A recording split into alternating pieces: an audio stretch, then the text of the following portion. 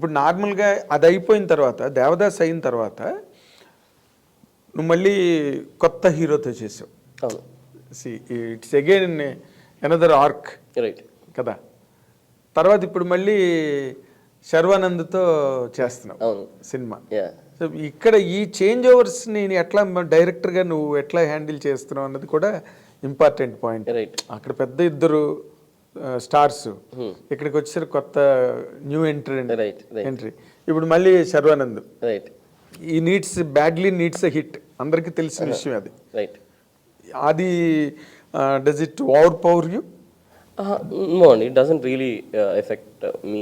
ఎందుకంటే for example hero చేస్తున్నా కొత్త అబ్బాయి అంటే దేవదాస్ చేసిన తర్వాత, నా నాగార్జున గారు చేసిన తర్వాత సడన్గా నేను కొత్త అబ్బాయి సినిమా చేస్తున్నా అనేది లాట్ ఆఫ్ పీపుల్ అంటే నాకు చాలా మంచి కోరుకునే చాలా మంది కూడా చెప్పారు, ఎందుకు చేస్తున్నావు, వై షుడ్ డూ ఇట్ అంటే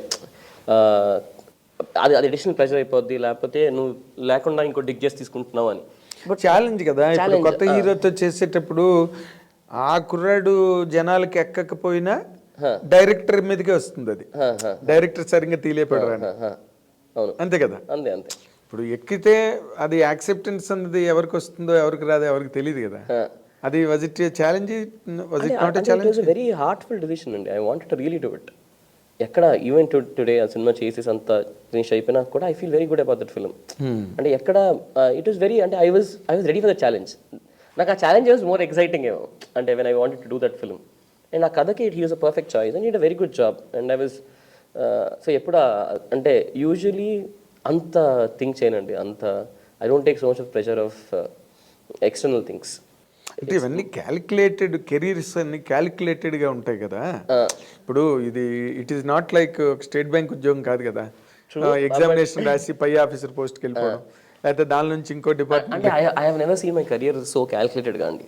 మేబీ దట్స్ అది గుడ్ ఓ బ్యాడ్ నాకు తెలియదు కానీ I have never seen calculation career.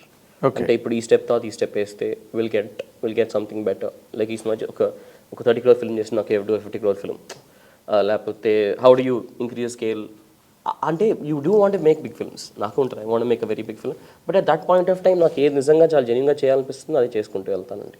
అంటే I have never calculated, risk calculation చేయను అసలు. ఇప్పుడు నీకు హీరో సినిమా నీ కెరీర్ వరకు నీకు ఎంతవరకు యాడ్ అయిందని నువ్వు అనుకుంటున్నావు చెప్పాలంటే? అంటే did you score anything out of it? Not really. If you talk about market, if you talk about how people look at it, there are not two ways అండి. One, how much did I feel making the film? Cinema చేస్తూ నేను maybe కొన్ని నేర్చుకుని ఉంటాను, కొన్ని experiment చేసి ఉంటాను, కొన్ని కావాల్సిన తీసుంటాను. ఇది నాకు ఇంటర్నల్ ఫీలింగ్. బట్ ఆ cinema result to the industry definitely not it did do great at all. One reason నా మెయిన్ ప్రాబ్లం విత్ ఇది అంటే ఎంతమంది సినిమా చూశారు అని. నాకు ఇఫ్ ద ఫిలిం ఆ సినిమాని ఒక ఇన్ని లక్షల మంది సినిమా చూశారు అనగానే అది బ్యాడా గుడ్డా అనే ఒపీనియన్ నేను తీసుకుంటాను. మేము సంక్రాంతికి రిలీజ్ చేసాం, ఒమిక్రాన్ వైరస్ ఉంది, థియేటర్లో జనం లేరు, థియేటర్కి జనం రావట్లేదు, దిస్ నో పాయింట్. అండ్ నా ప్రాబ్లం విత్ హీరో ఇప్పుడు కూడా ఏంటి అంటే చాలా ప్రాబ్లమ్స్ ఉన్నాయండి. అంటే ఐమ్ టాకింగ్ థియేటర్గా ఒక చూసినప్పుడు కొంచెం ఫాస్ట్గా అనిపించవచ్చు, చాలా రేసీగా ఉన్నట్టు అనిపించవచ్చు, కొంతమందికి ట్విస్ట్ ఎక్కలేదు. అంటే జగపతి బాబు గారి ట్విస్ట్ అయితే ఉంటుందో చాలామంది అక్కడ వరకు సినిమా చాలా బాగుంది అక్కడ పడిపోయింది అంటున్నారు, అంటే చూసిన వాళ్ళకి ఇది. నా ప్రాబ్లం ఏంటంటే ఎక్కువ మంది చూడాల. నా థింగ్ విత్ హీరో ఓన్లీ నేను అనుకునేది ఏంటంటే ఎక్కువ మంది చూడాల్సింది అని.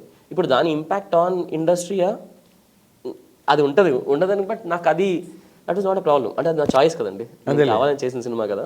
సో నాకు I'm very happy with hero. But my only నేను నిజంగా చాలా బాధపడేది అంటే హీరో చాలా మంది ఎక్కువ మంది చూడాల్సిందే అని, చూడలేదు. Yeah. So to that extent నీ స్కోర్ కూడా లేనట్టేగా? డెఫినెట్లీ అండి, డెఫినెట్లీ. అంటే you also lost your score కింద లెక్క కదా డైరెక్టర్గా. యా, ఇఫ్ యూ థింక్ అంటే యాజ్ అ డైరెక్టర్ స్కోర్ అంటే అదే అండి. I'm saying as in the market అంటున్నా, in the market or in the field. How అంటే ఫీల్డ్ అంటే దేర్స్ టూ థింగ్స్. వన్, మనం ఒక సినిమా చేస్తామండి, మనకు నెక్స్ట్ సినిమా ఎట్లా ఉంటుంది, మన కేటగిరీ అంటే ప్రొడ్యూసర్స్, ఇది ఇండస్ట్రీ. నా బిగ్గర్ ప్రాబ్లమ్ ఇస్ ఆడియన్స్తో ఎంతమంది అంటే నేను ఇంతమంది సినిమా చూపించలేకపోయానే అనే ఒక ఫీలింగ్ ఉంది. That is my major thing. It was not witnessed. It was not witnessed, yeah. If it could have been witnessed, I think that film is a good film. I'll definitely say it's not a bad film. అంటే నువ్వు చెప్పాలనుకుంటే ఎవరో చెప్పారని కాదు, జగతి బాబు test దగ్గర cinema పడింది అన్నారు. ఇప్పుడు కొన్ని ట్విస్టుల దగ్గర అంతవరకు వెళ్ళింది, ట్విస్ట్ దగ్గర నువ్వు ఒప్పుకుంటావా దానికి? అంటే అంటే మేబీ అనిపించి ఉండొచ్చండి మేబీ బికాస్ బట్ అది నా కాన్షియస్ డిసిషన్ అదే కథ అసలు అదే కథ రాసిందే అది. సో ఐదర్ ఎక్కితే అంటే కొంతమంది చాలా నచ్చిందండి, కొంతమందికి అసలు నచ్చలేదు ఆ పాయింట్ వరకు అందరికి నచ్చింది. ద ఓన్లీ థింగ్ ఇస్ తను కొత్త అయ్యేసరికి అండ్ మాకు ఆపర్చునిటీ హెవీ అంటే టోప్ అంటే the very good producers they wanted to promote బాగా చేద్దాం అనుకున్నాను కానీ సిచ్యువేషన్ వాజ్ నాట్ ఆల్ కాప్ అంటే ఇట్ వాజ్ టైం బ్యాడ్ అంటే ఏమంటారు అది అలాంటి ఒక situation was hero release time. అది మాకు బాగా ఎఫెక్ట్ కొట్టింది అనుకుంటున్నాను. అంటే బేసిక్ 2 థింగ్స్ ఉంటాయండి, సినిమా చేసినాక first you should promote the film in such way that people థియేటర్కి వస్తారు అని.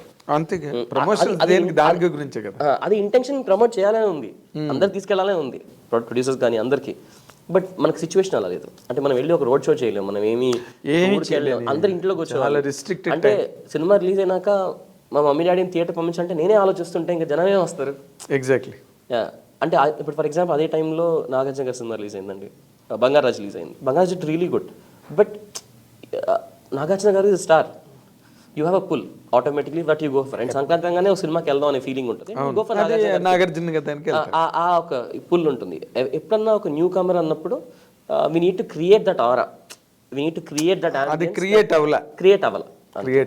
నాట్ దట్ అబ్బాయి కేపబుల్ అని కాదు, అబ్బాయి వెరీ గుడ్ గై. అంటే ఈ కెన్ అబ్బాయి చాలా గుడ్ గై, వాళ్ళ దగ్గర బాగా సొమ్ములు ఉన్నాయి ప్రమోట్ చేయడానికి. వాళ్ళేం చిన్న పార్టీ కాదు వాళ్ళు, they can just you know shower money for promotion, వాళ్ళకి అన్నీ ఉన్నాయి.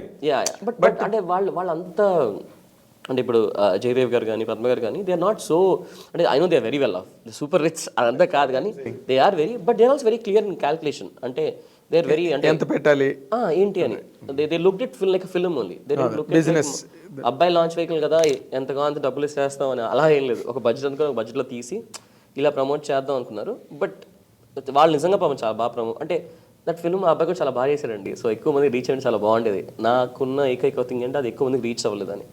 If more people had seen it I would have been very happy. అందరు చూసే సినిమా బాగాలేదని చాలా I would have felt very very happy. But ఎవరు సినిమా చూడలేదు. అదే అది ఇప్పుడు మళ్ళీ నీకు ఇప్పుడు ఇంకో ఛాలెంజ్ ఇప్పుడు శర్వానంద్తో. ఇప్పుడు మరి శర్వానంద్కి నువ్వు గ్యారంటీగా నో మ్యాటర్ వాట్ నువ్వు హిట్ ఇచ్చి తీరాలి అంతే.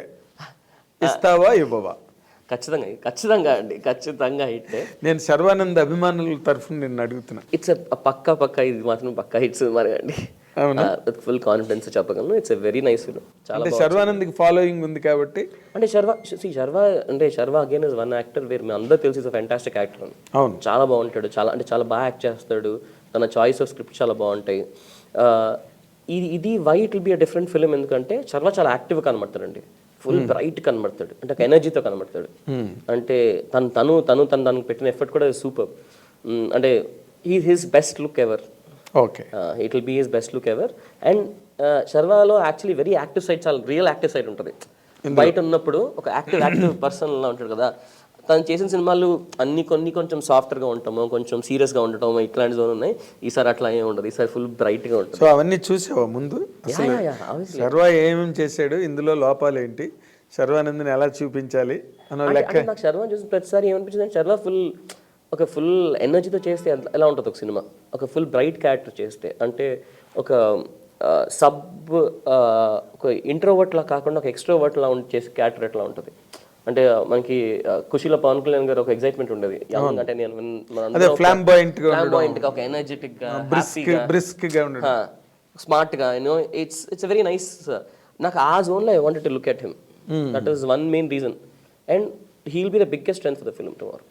దట్ కైండ్ ఆఫ్ క్యారెక్టరైజేషన్ అసలు లుక్స్ వైజ్ అసలు అంటే కాస్ట్యూమ్స్ కానీ మీకు తన యాక్టింగ్ పర్ఫార్మెన్స్ కానీ అంతా కూడా it will B one of very different from what he has done earlier. ఇంతవరకు చేసిన దానికంతా చాలా డిఫరెంట్ ఫిల్మ్. రొటీన్ కి భిన్నంగా రాస్తుంటాం అట్లాగే రొటీన్ కి భిన్నంగా ఉంటాడు సర్వర్ పక్కా అండి. సర్వర్ దాంట్లో I think will be very happy, అరే ఎంత బాగుందిరా అని